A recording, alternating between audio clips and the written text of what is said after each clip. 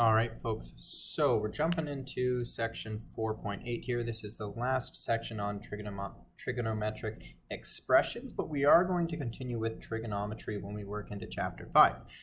Now here we'll start off with the graphic, or a very similar graphic that we ended off with in section 4.7. Actually, sorry, the one we started off with in section 4.7, right near the top of our page when we explored and discovered our cast rule.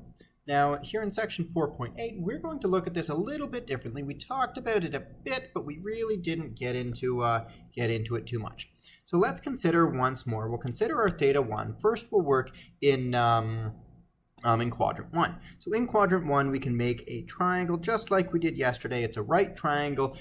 Its interior angle is theta 1, which is, because it's in quadrant 1, theta 1 would be equal to its related acute angle. That's not necessarily too relevant right here. We don't really care about the related acute angle too much, although that is the inside of our triangle, right? That is an interior angle. Now, and we're using that to label our other sides. Now, if I consider, and I think I touched on this yesterday, I'm just going to remove the arrow tip from here just so we have a little bit of cleanness here. And if I consider a point way out here, and I consider this point, okay, this point will have coordinates x, y. And rather, I'll get a little bit more. It'll be x1 and y1. Fantastic. So these are the coordinates of that point. Now, if that's the case, okay, well, the height of this point would be y1. The position to the right of the origin would be x1. So here you can see, and I think I sketched this in just a little bit with the 4.7 video. You can see here that this x1 and y1 coordinates, these are actually the sides of our triangle. They're equal to the sides of our triangle. So if I consider my labeling from the position of my related acute angle in here, then I could see that my adjacent side to my related acute angle is equal to, my x coordinate here of a point on this terminal arm.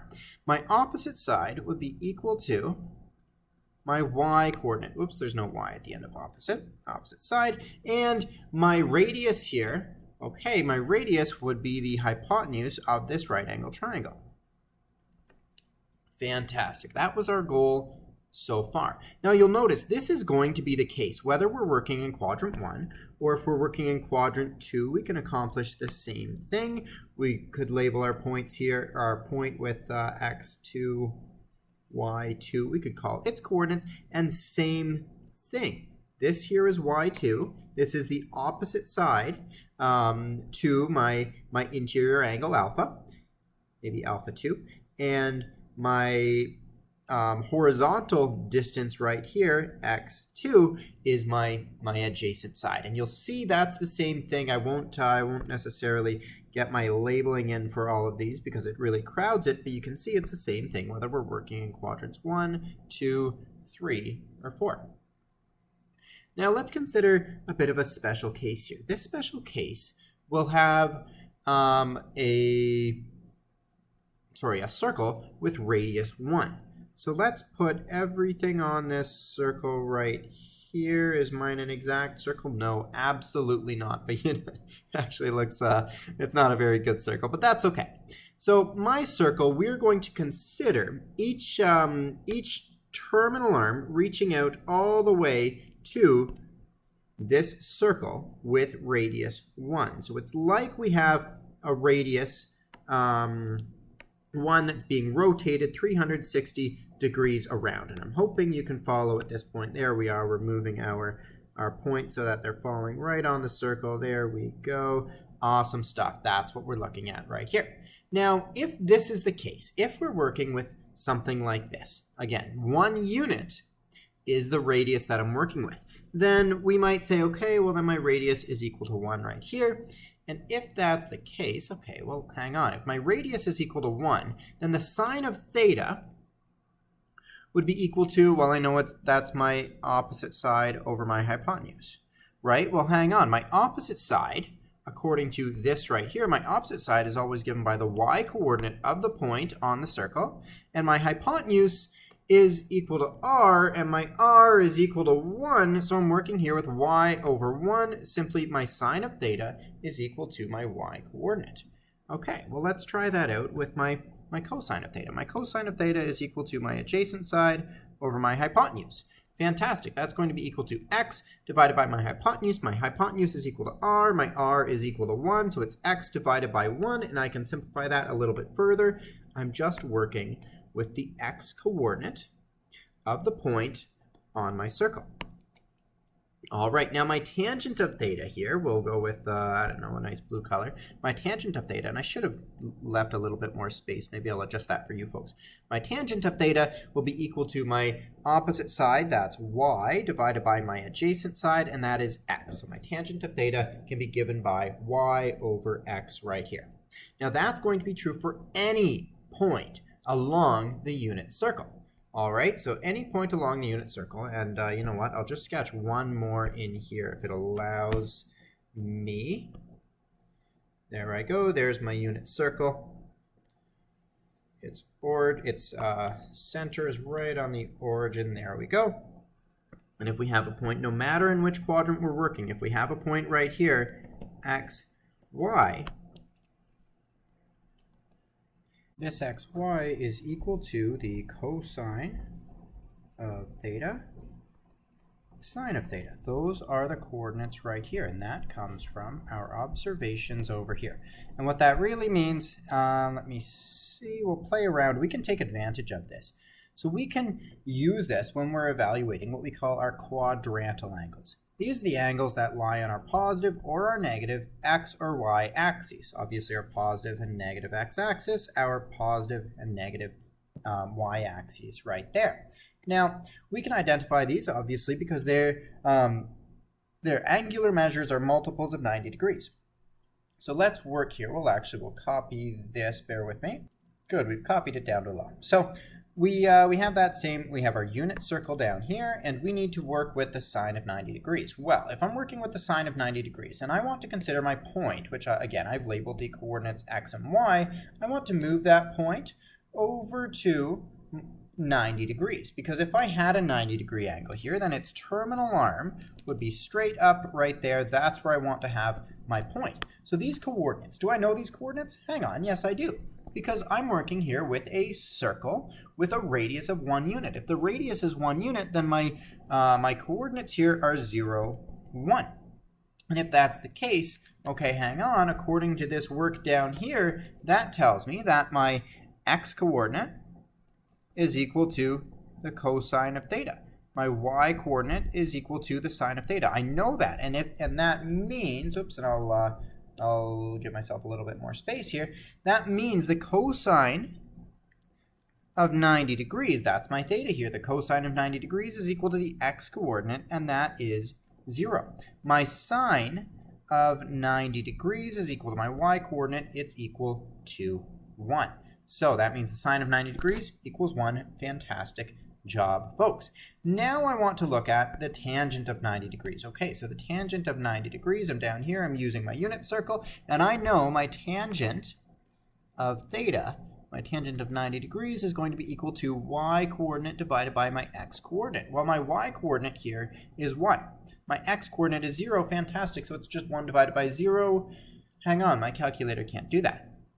If I'm ever dividing by 0, as we've seen in the past, then we're left with an undefined quotient, a quotient that does not exist. Fantastic. All right, so we'll push on forward, and we'll work with the cosine of 180 degrees. All right, so if I'm working with 180 degrees, that's all the way around. My terminal arm would be somewhere like this, my point right here, and the coordinates of this point, -1, 0. Fantastic. According to this relationship here, I can use the cosine, I can use these coordinates specifically if I'm working with the, I think I'm working with the cosine, yeah, the cosine of 180 degrees. Cosine is x. So the cosine of 180 degrees is just the x coordinate. It's equal to -1, and this is justified by my unit circle sketched below. Okay, hang on. What if we start working with our reciprocal trigonometric ratios? Well, the secant of 90 degrees, that's going to be equal to 1 divided by the cosine of 90 degrees. All right, well, I know the cosine of 90 degrees. The cosine of 90 degrees is 0. So I'm working here with 1 divided by 0. Once more, I'm seeing the same thing that I saw in part B. This does not exist. Fantastic work, folks. So I'm hoping you can see the pattern at this point. I'll encourage you, try it out on your own. Evaluate the rest of these. E, F, G, H, and I. These solutions will be posted on the classroom. All right, and lastly here, we want to put all of the work we've done here into what we call a unit circle. We have a unit circle. Fantastic. So we want to start off and we'll label all of our quadrantal angles. We know how to do this. Good. So our quadrantal angles, we have 0 degrees right here. We have 90 degrees. We have 180 degrees. Zoom out a little bit, 270 degrees, and 360 degrees. Fantastic. We have labeled the quadrantal angles. Now we want to label the coordinates of the points where the circle meets these. So we have here, the coordinates I'm working with are 1, 0. The coordinates I'm working up here, I have 0, 1. Over here, I have -1, 0.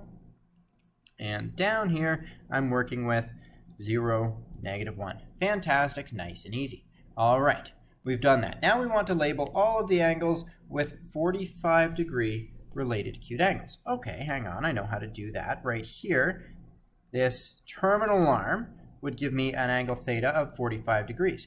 Good, and then if I'm working over here as well, this terminal arm would have a related acute angle of 45 degrees. The angle itself is 180 degrees minus that 45 degrees. I'm working with 135 degrees. All right, then I have another right down here. This terminal arm would fall with a related acute angle of 45 degrees. I can calculate this 180 degrees plus 45 degrees. I'm working with 225 degrees. And lastly, I have one more angle with a 45-degree related acute angle. I'm working with here 360 degrees minus 45. That is 315 degrees. Good job, us. Now, we want to take advantage of our special triangles in order to label these coordinates. So if I have a 45-degree angle right here, okay, so there's 45 degrees here. I can give myself a bit of a triangle, just like we did yesterday. And we should be able to evaluate the x-coordinate and the y-coordinate right here. We should be able to play around with this, taking advantage that we're working on a unit circle right here. And we should be able to find these coordinates. So all we need to do, remember, we have 45 degrees. Well, the coordinates right here, x and y, these coordinates are equal to the cosine of 45 degrees and the sine of 45 degrees.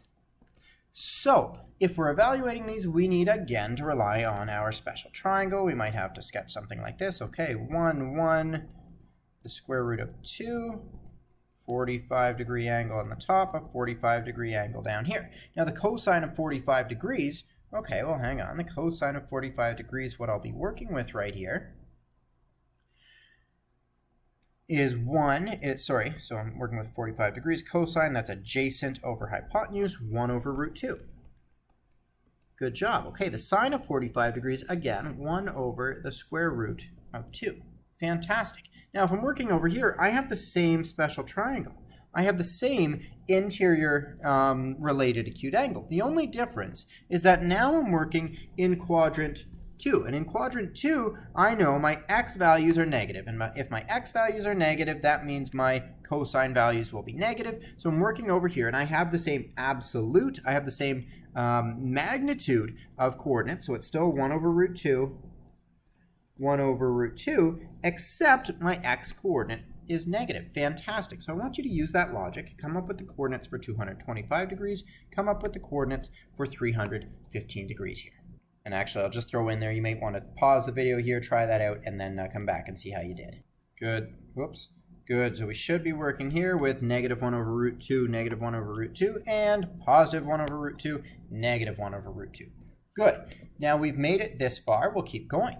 We'll work here with, there we are, we've done the 45 degrees. Now we want to work with a 30-degree related acute angle.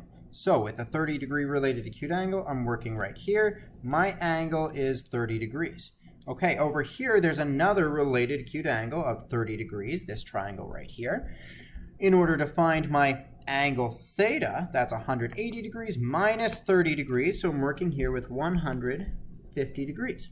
Good, okay, down here, 180 degrees plus 30 degrees. So I'm working here with 210 degrees.